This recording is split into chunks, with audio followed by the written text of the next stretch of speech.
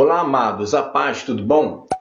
Vamos ler comigo lá em 1 Tessalonicenses, no capítulo 4, a partir do versículo 13.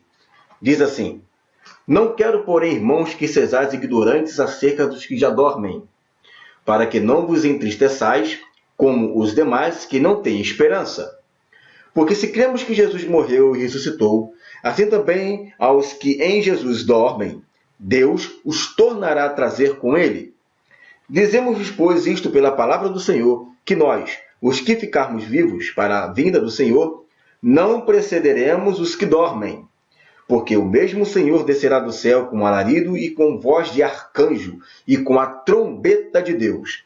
E os que morreram em Cristo ressuscitarão primeiro. Depois nós, os que ficarmos vivos, seremos arrebatados juntamente com eles nas nuvens, a encontrar com o Senhor nos ares, e assim estaremos sempre com o Senhor. Amém? Então, irmãos, é o seguinte, essa passagem é uma passagem fantástica, uma passagem maravilhosa que fala acerca da vinda do Senhor Jesus Cristo, acerca do arrebatamento, verso 16, né? Voz de arcanjo, trombeta de Deus, verso 17, fala aí de arrebatamento, encontro com o Senhor nos ares. Que maravilha! O interessante dessa passagem é que o apóstolo Paulo ele não teve uma revelação assim súbita do nada e começou a escrever isso como se ele tivesse simplesmente tirando esse conceito do zero. Não. Para que Paulo pudesse chegar a essa conclusão, Paulo ele meditava nas Escrituras. Você sabe que as Escrituras, ela até o momento ali, era de Gênesis a Malaquias. Seria muito complicado de você querer evangelizar ou querer fazer um fundamento, ok? De uma fé, sem que você provasse isso nas Escrituras. Não tem como. Por isso que o apóstolo Paulo ele fala lá em 1 Coríntios, no capítulo 4, no verso 6, ele diz assim, para que nós venhamos a tomar cuidado para não irmos além daquilo que está escrito, para que com isso nós venhamos a nos submeter. E lá em Atos, no capítulo 17, mais precisamente no versículo 13, você vê que ele elogia a igreja, os cristãos de Bereia, que eram mais nobres do que os de Tessalônica, porque tudo o que ele falava, eles conferiam nas Escrituras para ver se ele realmente era assim. Então, eles tinham que conferir na lei e nos profetas. Aí eu pergunto, da onde Paulo tirou aqui essas ideias? Se não foi da cabeça dele, se não foi uma coisa que veio do nada, principalmente doutrinas que falam acerca da vinda de Jesus, porque doutrinas que falam acerca da vinda de Jesus, a lei e os profetas falam disso abundantemente. Então ele não pode chegar e falar uma coisa acerca da vinda de Jesus que vai contra tudo aquilo que se tem profetizado há 4.000 anos antes de Cristo. Então, da onde que o apóstolo Paulo ele tirou isso daqui? Vamos lá. Essa passagem ela está lá em Daniel, no capítulo 12. Lá em Daniel, no capítulo 12, diz assim: E naquele tempo se levantará Miguel, o grande príncipe, que se levanta pelos filhos do teu povo. Bom, eu então estou pensando que por intermédio desta passagem aqui, se levantará Miguel, tá? É que ele tira esse arranjo de voz de arcanjo. A voz de arcanjo, ela está baseada numa meditação que foi feita em Daniel, no capítulo 12, que ele diz que é Miguel, o grande príncipe que se levanta pelos filhos do teu povo. Perfeito? Então tá. Então é meditando aqui, nesse texto, que ele fez esse link, né? Voz de arcanjo. E ele coloca, e com a trombeta de Deus. Por que ele coloca a voz de arcanjo e com a trombeta de Deus? Porque esse texto aqui fala de uma reunião. Você sabe que o povo de Israel, todas as vezes que eles iam comemorar uma festa, e daí eram 7 festas, tá? Vamos colocar assim, principais, ou que era mais conhecida, mais comumente sendo falada, 7 festas, e cada momento que havia uma festa, tá? Se tocava uma trombeta para que pudesse fazer a santa convocação. A última festa é a 7ª festa. Essa 7ª festa é a festa dos tabernáculos. Então se tocava-se a trombeta e o povo iria lá comemorar, né, a grande colheita, ia comemorar então a festa das cabanas, né, o Sucote, a festa dos tabernáculos, que significa Deus habitando com os homens. Né? Eles iam comemorar lá essas festas e tinha essa santa convocação, correto? Então, da onde que Paulo tira essas trombetas? Visto que pelos profetas eles já profetizavam que o reino milenar é Deus habitando com os homens. Por isso que em Zacarias 14 fala das festas dos tabernáculos, porque é Jesus, esse Deus habitando com os homens. Deus habitando ali com os homens, o Messias habitando com os homens e tendo o seu reinado a partir de Jerusalém.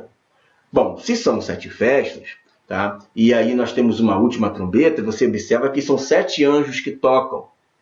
Tá? Você também observa que o povo de Israel, por intermédio de Josué, que também significa libertador, salvador, né? da onde tem a raiz, né? De Yeshua, o Messias, né? Josué, Jesus, libertadores. Então, ele dá 7 voltas em torno de Jerusalém durante 7 dias. E cada dia que passa, ele dá 7 voltas. Então, 7 vezes 7 são 49. Né? 7 vezes 7 são 49. O que lembra 49? As 70 semanas de Daniel, 490. Né? 49. Quando ele toca a 7ª trombeta, no 7º dia, os muros caem e eles tomam posse ali da terra. Então, são figuras que acontecem ali, que Paulo, meditando, ele chega e fala, lá em 1 Coríntios, no capítulo 15, né, no toque da última trombeta, vou ler aqui, olha só, no versículo 52, ele vai falar assim, ó, no momento, né, num átomo de tempo, no momento, num abrir e fechar de olhos, ante a última trombeta. Porque a trombeta soará, e os mortos ressuscitarão incorruptíveis, e nós seremos transformados. Então você vê que essa passagem de Tessalonicenses 4, 1 Coríntios 15, 2 Tessalonicenses capítulo 2, tá? Tudo está falando de um mesmo momento, de momentos simultâneos. Toque de trombeta, ele diz última trombeta, aqui voz de arcanjo, trombeta de Deus, ressurreição. E ele diz, né, os que morreram em Cristo ressuscitarão primeiro. E aí, olha só que interessante. No próprio Daniel, no capítulo 12, esse é o contexto da meditação dele, diz assim,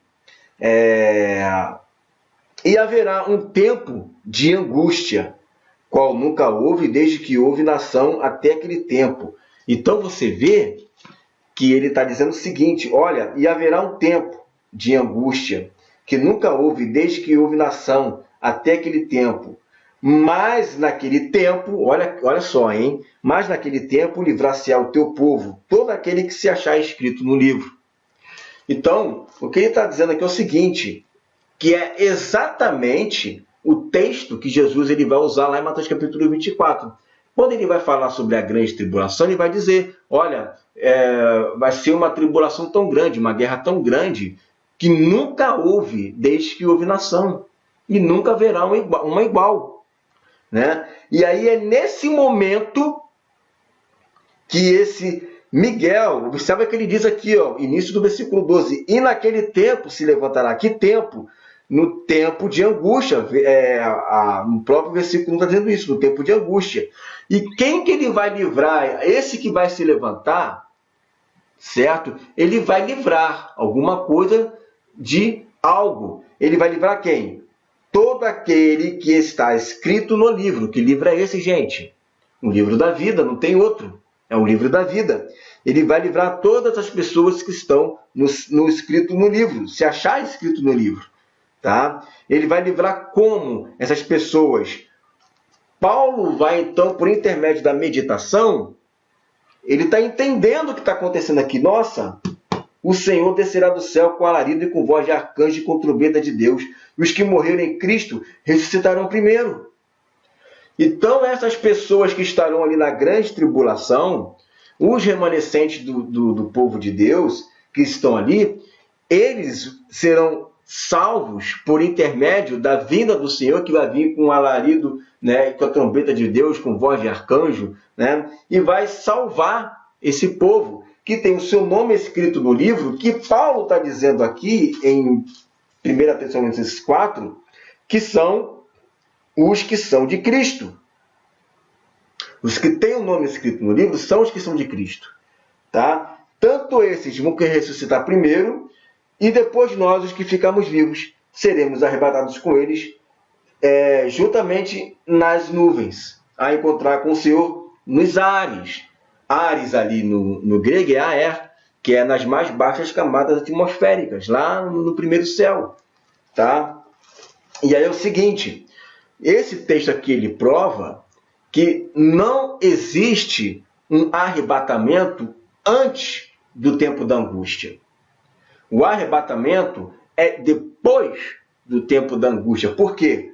Porque ele vai livrar o teu povo, está escrito aqui, ó, o teu povo, todo aquele que se achar escrito no livro. Quem é que está escrito no livro? Os que estão mortos em Cristo, os que estão vivos em Cristo. Esses são aqueles que ele vai livrar. E Paulo tinha essa certeza de que esse texto fala de ressurreição, e não apenas de uma libertação, como se fosse algo espiritual, Deus livrando o seu povo por intermédio de uma outra nação, coisa dessa natureza, que no versículo 12 ele fala assim, e muitos dos que dormem no pó da terra ressuscitarão, uns para a vida eterna e outros para a vergonha e desprezo eterno. Os sábios, pois, resplandecerão como o resplendor do firmamento. Você vê que essa ressurreição aqui, ela coloca na condição do ressuscitado como se fosse uma estrela, estivesse brilhando, né, como um fulgor de um firmamento. E aí diz assim, e os que a muitos ensinam a justiça, refugirão como as estrelas sempre e eternamente. E é por isso que o apóstolo Paulo fala lá em 1 Coríntios, no capítulo 15, ele diz o seguinte, e há corpos celestes e corpos terrestres, mas uma é a glória dos celestes e outra a dos terrestres. Uma é a glória do sol e outra a glória da lua e outra a glória das estrelas. Porque uma estrela difere em glória de outra estrela. Assim também a ressurreição dos mortos. Assim também a ressurreição dos mortos. Semeia-se em corrupção, ressuscitará em incorrupção. O que está querendo dizer? Quando a pessoa ressuscitar, e certamente ele tirou essa explicação de meditação de Daniel capítulo 12, quando um filho de Deus ressuscitar, ele vai ressuscitar na condição de um brilho de uma estrela.